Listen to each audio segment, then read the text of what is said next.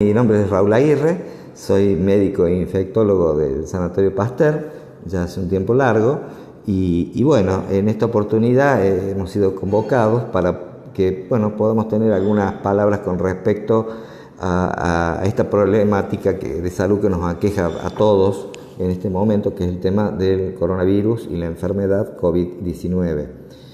Concretamente el tema pasa actualmente por el tema de la vacunación y toda la controversia que hay. En realidad, con el tema vacuna, la vacuna para coronavirus le cabe en las generales de la ley del desarrollo de cualquier vacuna y aún de cualquier medicamento. Esto es, que para que un medicamento o una vacuna sea licenciada, sea autorizada para ser administrada a las personas con la menor posibilidad de riesgo y de efectos adversos, tiene que pasar un tiempo porque hay que evaluar las cosas que aparecen en el tiempo. Este proceso normalmente, ya sea medicamentos o vacunas, son procesos que llevan generalmente de 5 a 10 años hasta que se licencia este producto. La urgencia del momento ha hecho de que en todo el mundo las autoridades sanitarias hayan tenido que autorizar los desarrollos que está haciendo la industria farmacéutica a nivel de todo el mundo y autorizarlas sabiendo de que no se están haciendo lo que marca la buena práctica, pero que el momento amerita lamentablemente tener que salirse de esas buenas prácticas. Concretamente, los desarrollos de vacunas ya llevan más o menos, estamos cerca del año, que quizá un poco menos, 10 meses que se empezó a desarrollar a nivel mundial, y bueno, hoy ya estamos viendo las primeras campañas de vacunación a nivel mundial. En nuestro país se está llevando a cabo, lamentablemente no con la velocidad que todos quisiéramos, pero quizás ya podremos hablar un poco después de ese tema. Se está llevando a cabo y bueno, se están usando distintos proveedores según lo que puede proveer a su vez cada una de estas agencias y laboratorios. En nuestro país la primera que entró ha sido la vacuna rusa, la que produce el Instituto Gamaleya.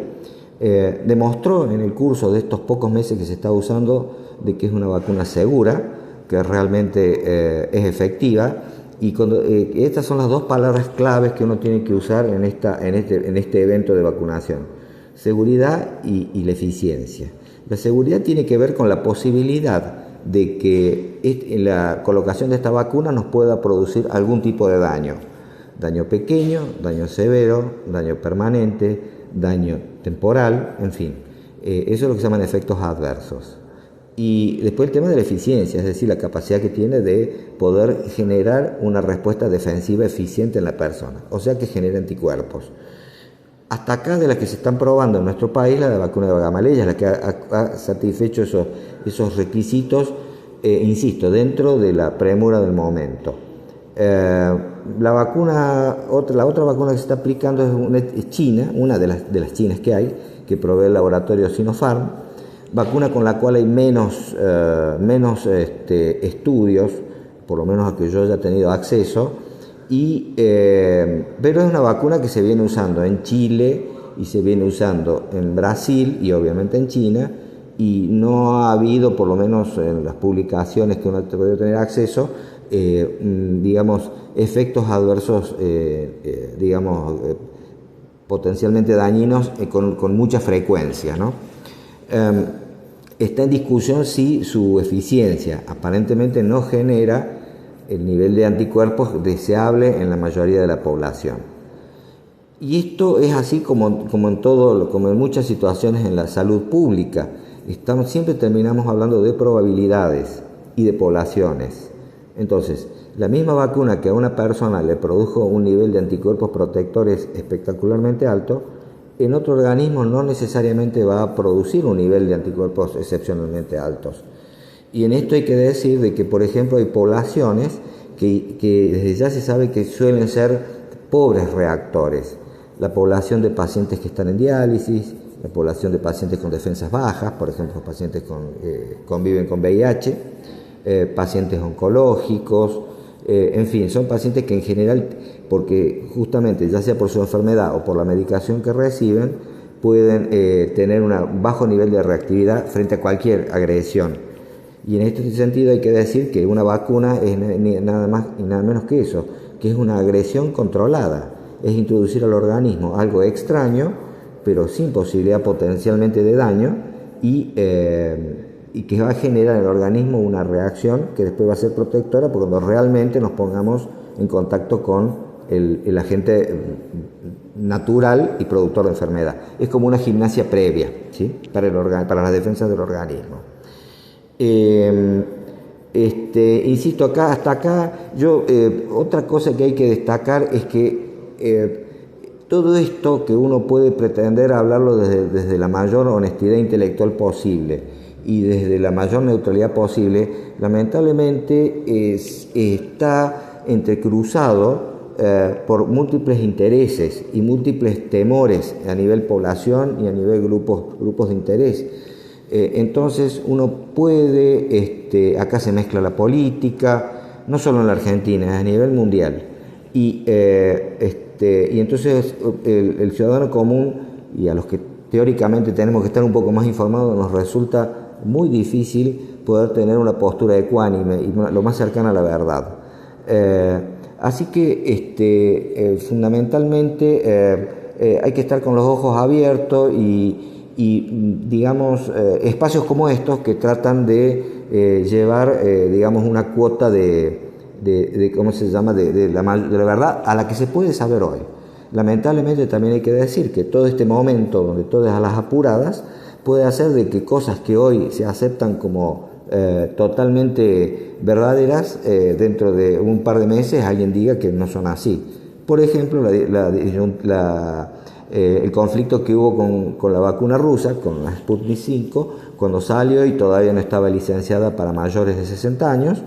Bueno, fue ese momento realmente de mucha zozobra, porque no sabíamos qué pensar ni qué creer, pero bueno, al final parece que sí, que se puede usar y que es efectiva. De hecho, es la única que está autorizada en nuestro país para mayores de 60 años. Después, ¿qué otra cosa más se puede decir?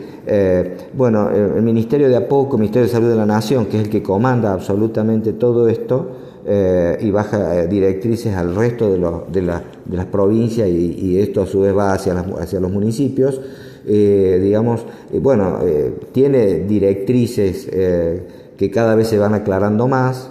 En la misma página del Ministerio hay acceso a datos en forma de preguntas, como seguramente las que me van a transmitir ahora, pero donde también están las respuestas a múltiples preguntas.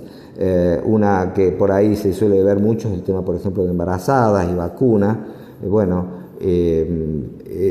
Hasta el momento no está avalado su uso en embarazadas ni en mujeres lactantes. Eventualmente se podría considerar si la persona en cuestión, estamos hablando de la embarazada o mujer lactante, presenta en forma evidente las enfermedades, las clásicas situaciones marcadoras predictoras de que puede llegar a tener una forma grave de la enfermedad. Estamos hablando de obesidad mórbida, estamos hablando de hipertensión severa, de diabetes fundamentalmente. Enfermedad respiratoria, aunque esta no es tan visible. Así que de a poco se van a poder ir respondiendo mejor las preguntas que ya corresponden a cada persona. La recomendación personal, de toda manera, fundamentalmente es que el que tenga acceso a la vacuna se vacune. Las vacunas, en general, si hay algo que va a dejar la medicina del siglo XX, del siglo que nos dejó ya, si algo que va a dejar a la salud y al mundo, son las vacunas.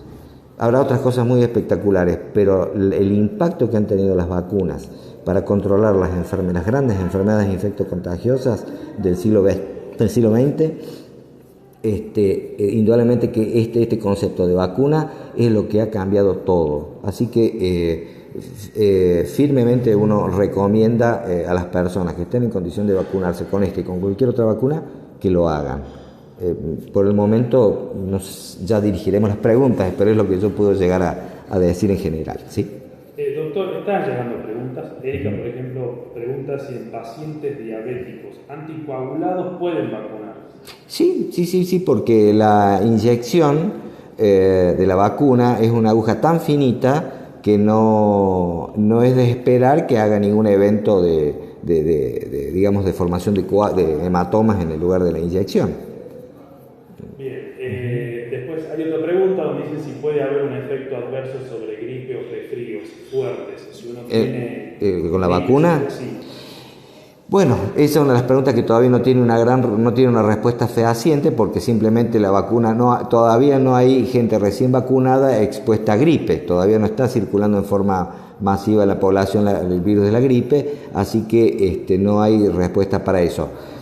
Una cosa que quizá no dije recién, pero que hay que aclarar, que todos los conceptos que hay básicamente hay muchos tipos de vacunas de todo tipo para todo tipo de enfermedad, pero básicamente hay que distinguir dos grandes grupos: las que se hacen con agentes vivos, cepas atenuadas que se llaman, obviamente que no son capaces de producir la enfermedad común, la enfermedad salvaje, así se le dice, virus salvaje.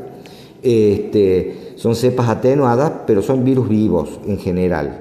Y después está la otra, que son las que usan otros agentes distintos: virus muertos, partes virales, proteínas virales, productos obtenidos por ingeniería genética. Hasta acá la tecnología que hay aplicada a COVID tiene que ver fundamentalmente con no se usan coronavirus vivos. Eso permite que se pueda usar en grandes grupos poblacionales que de otra manera estaría contraindicado formalmente, como es VIH, como es embarazadas. Esto no, se están usando o virus muertos o en realidad se están usando proteínas virales, ni siquiera ni el virus muerto, ¿sí? Bueno, justo ahí, sí. Atento a lo que usted estaba comentando recién, Daniela pregunta si la vacuna está indicada a pacientes oncológicos, en este caso también a pacientes que tienen VIH. Sí, hay un documento que salió de conjunto Sociedad Argentina de Infectología, de Oncomatología, donde ya están los primeros lineamientos, donde se están empezando a avalar el uso en distintos tipos de enfermedades oncológicas y oncohematológicas. Sí. En VIH ya la podemos usar en determinadas circunstancias. Bien, repitamos el tema de las embarazadas, que sí, hay varias preguntas al respecto. Bueno, embarazadas entonces en general se trata de que no se vacune, ¿sí? La mujer lactante también se le recomienda que no se vacune. Esto es así ahora. Es más, a la mujer que se desea vacunar se la debe invitar o proponer de que no busque una gestación, un embarazo, hasta 4 semanas posteriores de la vacunación. Bien, Misael pregunta: doctor, buenas tardes, mi mamá es asmática, tiene 62 años, ella no quiere vacunarse, tiene miedo. ¿Qué consecuencias le puede traer la vacuna? Bueno, esto lo hemos hablado con el equipo ahora técnico y lo hablamos mucho con los pacientes. En salud, todo lo que tenga que ver con los eventos biológicos y la salud uno de ellos, solamente nosotros podemos hablar en términos de probabilidades. No le podemos decir a nadie fehacientemente le va a pasar esto o no le va a pasar lo otro. Y es más que hablar de riesgos o de posibilidades, hablamos de comparar riesgos. ¿Qué es lo que hablamos? ¿Qué es más peligroso si tengo que viajar? ¿Viajar en avión o viajar en ómnibus? Si no quiero que me pase nada, no tengo que viajar, pero bueno, pero por ahí nos toca. Bueno, la estadística demuestra que es más seguro viajar en avión. Hay muchas menos muertes por 1 millón de pasajeros entre las personas que viajan en avión que entre las que viajan en ómnibus. Entonces la recomendación ¿cuál sería? Pues viaje en avión. Bueno, con este tema la respuesta para el señor Misael sería esa. El riesgo de no vacunarse en este momento sería mayor que el riesgo de vacunarse, o sea que esa persona uno debería recomendarle que se vacune. De todas maneras, la vacunación es voluntaria, no se puede obligar ni se debe obligar a nadie. Lo que hay que hacer es que espacios como estos pudieran inducirles a pensar de que sería conveniente. Para las personas que están temerosas, lo otro es recomendarles de que esperen un tiempo. No es lo ideal es que si ya tenemos la posibilidad de que esa persona pueda acceder a un plan de vacunación, pero también hay que entender las libertades individuales. Yo le invitaría a esa persona de que espere un tiempo. Si hay efectos colaterales en países como el nuestro, se saben las cosas, los grupos de opinión enseguida hacen valer, hay libertad de circulación de información. Así que si hay si hubiera efectos adversos y un ente perverso quisiera ocultar los datos, sería muy difícil. En países donde la circulación circula, es lo bueno de esto, que realmente es muy difícil tapar el sol con las manos a veces. Entonces, en pocos meses más vamos a saber cada vez más de estas vacunas realmente que si tienen una parte nefasta o no. Hasta el momento lo que hay, el control de efectos adversos es muy positivo a favor de las vacunas. En esto también hay que hablar de que cuando uno habla de efectos adversos, todas las vacunas, todos los medicamentos, todo lo que uno hace puede tener potencialmente efectos adversos. Pero para hacer fácil el concepto para la gente hay que distinguir dos tipos de efectos adversos. Los pasajeros y benignos, triviales, y los que pueden ser más serios. Los efectos triviales, ¿cuál puede ser? Y que me dé fiebre el día que me vacunaron, que me duele el brazo en el sitio de la inyección un par de días. Sí, es molesto, pero no entraña ningún riesgo ni peligro para la persona, es solamente un contratiempo. Eso no debería frenar a nadie. Y después están los eventos mayores, es decir, los que tengan que ver con el mundo de la manifestación neurológica, los que tengan que ver con el mundo de las cuestiones hematológicas, es decir, las trombosis, y algunos otros efectos más que uno pueda ver por ahí. Y sí, hasta acá, por ejemplo, la de AstraZeneca, que en Europa hubo un par de eventos negativos con la cuestión de embolias de pulmón, pero hoy acabo de leer en un diario, lamentablemente el acceso que uno tiene es ese, pero de que las autoridades sanitarias europeas habían desestimado eso, de que realmente no había tenido relación con las vacunas. Hay que recordar que hay países que ya llevan muchos millones de personas vacunadas y seguramente que se van a reportar algunos efectos, y eso no debería frenar a las personas. Una vacuna que a una persona le da un efecto adverso mayor que aparece cada 10 millones de dosis, no es lo mismo que si ese mismo efecto aparece cada 100 dosis. Si aparece cada 100 dosis, bueno, estamos mal, pero si aparece cada 10 millones, y bueno, suena fiero decirlo, pero no está mal, porque en realidad tiene esa persona, suponga mayor de 60 años, con una enfermedad predisponente, y tiene un 2 a un 5% de probabilidades de morirse si agarra la enfermedad. Entonces, ¿qué es peor? ¿Me quedo con el riesgo de padecer la enfermedad y eventualmente morir o quedar con una secuela grave como estamos viendo? ¿O asumo el riesgo de ponerme una vacuna que a lo mejor en 5 millones de dosis hay una persona que quedó mal? A veces pasa por ahí la elección. Si uno va a hablar en forma adulta, es así. Doctor, pregunta Mario, el tiempo de la vacunación de la gripe, que ahora viene la vacuna antigripal, si es conveniente también colocarse, si es que ya colocamos la primera. Sí, hay un lineamiento claro al respecto, es que no se deberían se deben poner estas dos vacunas, pero no se deben superponer en el tiempo inmediato. ¿Qué significa esto? Que si yo me vacuno para gripe, no debería esperar por lo menos 2 semanas para vacunarme para COVID.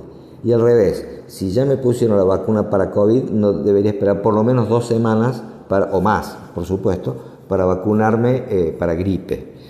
O sea, yo me vacuné hoy, 7 de marzo, con la vacuna para COVID, y bueno, a partir del 7 de abril, a partir del 21 de abril me puedo vacunar el día que quiero para la gripe. Dejo pasar 14 días, ¿no? Ahí entramos en la otra cuestión enojosa, el tema de las segundas dosis, que seguramente debe tener preguntas. Sí. Si bueno, se colocó la primera dosis, ¿qué tiempo tenemos para colocarnos la segunda dosis? Bueno, eso nos ha dado un dolor de cabeza a más de uno, entre los cuales me incluyo, porque a veces uno empieza a ver, a priori empieza a ver como una cuestión ya de voluntarismo o de improvisación. Pero la verdad es que no hay muchas. Uno lee que hay países que han comprado 100 millones de dosis, 20 millones, 40 millones. Ni las han comprado, ni mucho menos las tienen. Tienen opciones de compra por tantos millones, pero no es que las tengan. Son pocos los países que realmente han llevado una campaña de vacunación masiva e importante. Estados Unidos, que finalmente se puso digamos, de pie frente a la enfermedad y están vacunando de 3 a 4 millones de personas por día, con lo cual ellos en pocos meses van a lograr controlar la situación. El caso de Israel, y bueno, debe haber más países por ahí, pero en muchos países está el tema de falta de acceso a las vacunas. Como casi todas las vacunas, no solo la de COVID, requiere 2 dosis, ahí viene entonces el otro tema. Es como dice el protocolo original del laboratorio, tengo que vacunar cada 3 semanas, o sea, primera dosis, entre primera y segunda dosis 3 semanas. Bueno, ahí empezó a haber, ahí muchos funcionarios empezaron a pisar barro y a patinar. La verdad es que vuelvo de nuevo a los ejemplos como los de Europa.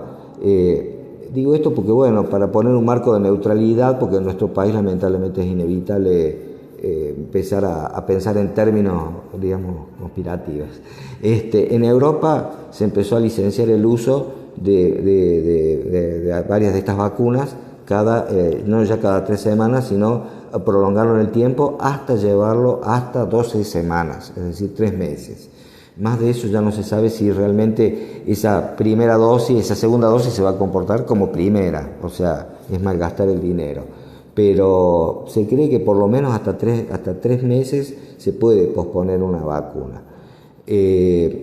Con la vacuna rusa, que tiene 2 componentes distintos, eso también hay que decirlo, el componente A no es lo mismo que el componente B, acá habrá que ver cómo viene la recomendación de los fabricantes rusos, pero insisto, estamos hablando, todo esto es prueba y error a nivel mundial, porque todo esto que está pasando es en tiempo real, ¿sí? Doc, ¿es recomendable hacerse luego de vacunarse un estudio para determinar qué cantidad de anticuerpos tengo?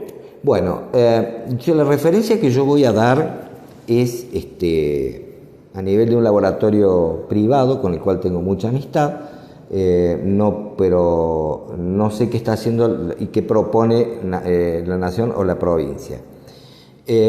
Hay desde hace varios meses unas pruebas, unos test para determinar anticuerpos para saber si una persona tuvo o no tuvo la infección COVID. En realidad, hasta donde me informan, insisto, puedo estar equivocado, pero hasta donde me informan, el test que hay para control de vacuna es distinto a ese otro que estamos hablando. Es otro test distinto que es para controlar los anticuerpos, que se llaman anticuerpos neutralizantes contra la proteína de espícula. Son muy específicos y son los que verdaderamente pueden llegar a medir el nivel de anticuerpos que genera una persona.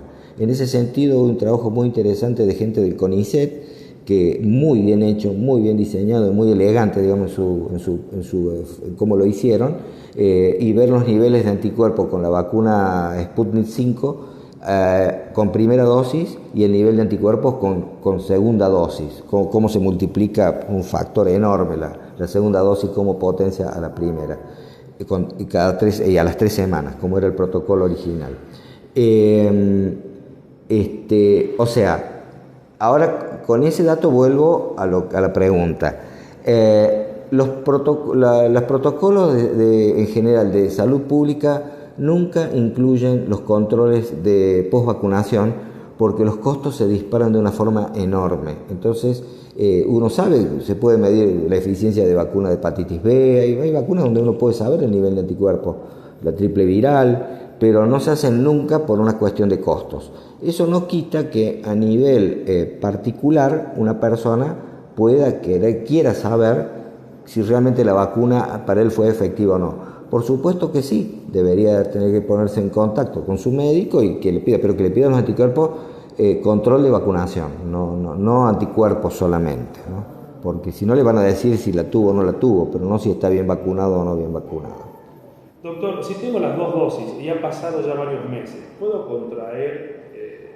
Bueno, esta es otra cuestión. Resulta que las autoridades de salud pública ahora dicen de que eventualmente una persona puede presentar la enfermedad,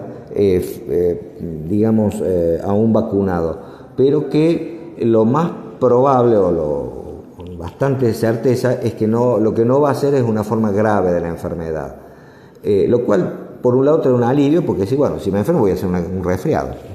Eso es lo que están diciendo, básicamente, no más de una gripe. Pero también tiene otra implicancia negativa, que es que esa persona, lamentablemente, le caben las generales de la ley, es decir, al poderse enfermar puede contagiar, entonces eventualmente no cortaría tanto el círculo epidemiológico, pero seguramente que en las poblaciones de vacunados se va a ver mucho menos enfermos. Yo arriesgo esto, no se sabe, pero es muy probable que en las poblaciones de vacunados haya mucho menos enfermos en el futuro y por supuesto que va a haber muchas menos contagiosidades y muchas menos formas graves de la enfermedad. Doc, las vacunas que están circulando protegen de las nuevas cepas y qué diferencia existe entre las cepas que están circulando. Bueno, hasta donde se sabe, las vacunas nuevas están protegiendo contra todas las vacunas que hay están protegiendo contra todas las cepas que están circulando en el medio en este momento. En este caso hay que decir de que digamos, una cosa es, las vacunas eventualmente pueden dejar de protegernos si aparecieran cepas donde lo que se modifica es la proteína de la espícula de la superficie del coronavirus, porque las vacunas van dirigidas a ese lugar, a la proteína que usa el virus para anclarse al receptor AC2 que tenemos las personas en nuestro organismo, en muchas células de nuestro organismo. Si llegara a haber una cepa que modificara esa proteína de espícula, bueno, ese día las vacunas dejarían de ser efectivas. En realidad las cepas que están apareciendo no tienen ese problema, sino que lo que hacen es modificar su nivel de contagiosidad o su nivel de letalidad, es decir, de agresividad. Entonces son cosas distintas. Por ese motivo probablemente las vacunas sigan siendo efectivas. Sí. ¿Todas las vacunas pueden ser efectivas ante nuevas cepas? No tengo acceso. Y todo es en estudio, Sí. Doctor, ¿con qué rapidez las vacunas contra el COVID pueden llegar a frenar la pandemia? Algo que si bien lo habló... En meses. Si se pudiera vacunar todo el mundo, desaparecerían las cepas. La aparición de cepas es un fenómeno estadístico. Los virus básicamente son máquinas de reproducirse a sí mismos. Lo único que son códigos genéticos que obligan a que una célula extraña, en este caso las nuestras, lo transformen a nuestras células en fotocopiadoras. El problema es que inducen a una velocidad enorme de fotocopiado y con errores, sale con errores, digamos. Entonces, esas copias erróneas que salen se llaman mutaciones. Las mutaciones, la mayoría son inefectivas y desaparecen y mueren solas, porque no tienen digamos, mayor capacidad frente a las cepas, a las variantes comunes. Pero por ahí, cada tanto, en tantos billones y trillones de copias, pueden aparecer variantes que les da una ventaja adicional y entonces esa cepa es la que empieza después a predominar sobre las otras. ¿Qué es lo que está pasando? Uno lo ve esa dinámica en el mundo, ¿no? Bien, doctor. Soledad pregunta, ¿una persona que tuvo Steven Johnson por penicilina se puede vacunar? Sí, en principio sí. El Steven Johnson es una reacción anómala inmunitaria muy rara de ver, potencialmente muy grave, frente a determinadas drogas. Esto lo veíamos hace muchos años, hace 2 o 3 décadas atrás, sobre todo se veía con las sulfas, con el Bactrim, pero se puede ver con cualquier droga. Pero que una persona haya hecho una reacción frente a una droga determinada como la penicilina no significa que la vaya a hacer frente a una vacuna, que es otra cosa distinta. Bien, doctor.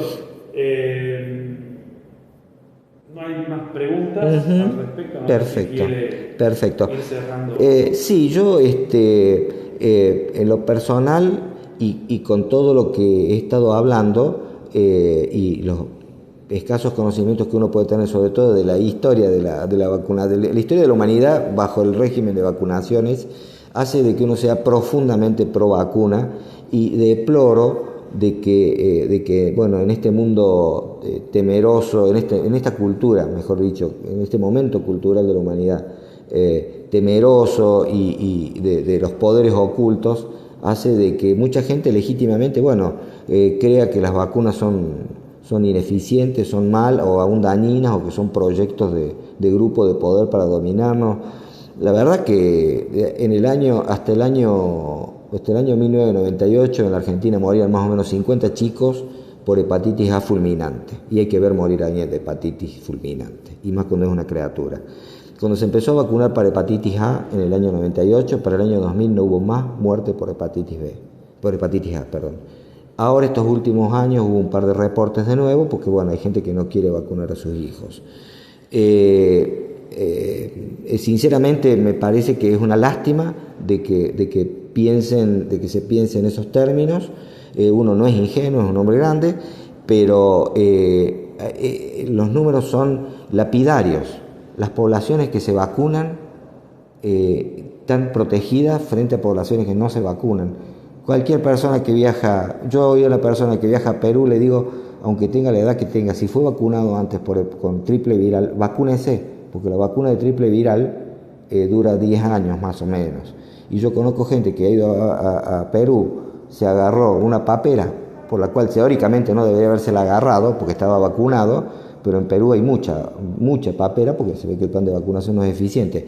Y una persona entonces perdió un testículo, perdió un oído y casi es una pancreatitis. De esos casos hemos visto. Entonces, las vacunaciones, insisto, con datos concretos, son la verdadera revolución del siglo XX para la medicina. No será tan espectacular como un stent, como la cirugía cardiovascular, como tantas cosas maravillosas que hay, pero como efecto de impacto frente a la población, con tan poca plata se puede traer tanto bien, no resiste análisis. Si me permite una sola cosa que tiene que ver con la historia de esto, hubo un pediatra en Estados Unidos, en los años 60, tuvo lo que son los trabajos mal diseñados. El hombre creyó ver una relación entre la vacuna del sarampión y el desarrollo del autismo infantil. No tuvo mejor idea que armar un trabajo mal diseñado, publicarlo y tiró la bola de nieve al cerro y se armó el alud y nunca más se pudo controlar eso. Esa persona fue echada de todas las sociedades científicas, la Organización Mundial de la Salud generó decenas de trabajos que negaban totalmente esto, los grupos, las sociedades de pediatría, o sea, no hubo quien no dijera que esta persona estaba equivocada, pero lamentablemente los grupos de padres, que en Estados Unidos es histórico que la gente se asocia para defender sus derechos, tomaron esto y nunca más se lo sacó de la conciencia del inconsciente colectivo, esto de que estas vacunas son dañinas. La realidad es que no es así, pero bueno, es algo que no se pudo sacar más. Es para reflexionarlo, es para debatirlo, pero fundamentalmente lo que hay que tratar de dejar de usar tantas cuestiones ideológicas, políticas y tratar de ver los datos crudos. Simplemente lo que yo le acabo de decir de hepatitis A es un dato. Cualquiera que va a ver un estudio estadístico de lo que pasó en nuestro país en los últimos 30 años con hepatitis A va a ver que lo que le digo es verdad. Y así con montones de cosas. Así que la invitación de uno siempre es vacuna que haya, trata de ponérsela. Mejor las vacunas cuando están estudiadas 5 o 10 años, como es lo normal, bueno, mejor todavía, porque tenemos menos probabilidad todavía es más elegante todo y se puede responder más fácil que esto que nos toca vivir ahora. Pero, en fin, la recomendación final yo creo que tiene que ser, no descrean del tema de las vacunas, no descrean porque es muy, muy positivo para la salud de las personas. Doctor, la última, disculpe, sí. Nos ha llegado de Ana. Los enfermos de lupus y diabetes tipo 1, ¿podemos vacunarnos? Pregunta. De lupus no he leído, pero no veo por qué no, porque insisto, es una vacuna a partícula viral, o sea, no es un virus vivo. Se puede, y por la diabetes es una indicación clarísima, sobre todo tipo 1, que es la que depende de insulina. Ahí tiene una indicación clarísima de vacunarse. Y el lupus no presenta una contraindicación en sí, no he leído nada. De todas maneras hay que decir, hay enfermedades de muy baja incidencia en la población general, entonces donde todavía no hay trabajos que nadie ha tomado todavía, que yo sepa, 5.000 personas con lupus vacunadas para ver qué pasó cuando las vacunaron. Y cuando ocurre ese trabajo, ahí le vamos a poder decir a la oyente con total certeza, mire, con el lupus no hay drama o si hay drama. Por el momento no lo hay porque no está hecho ese trabajo.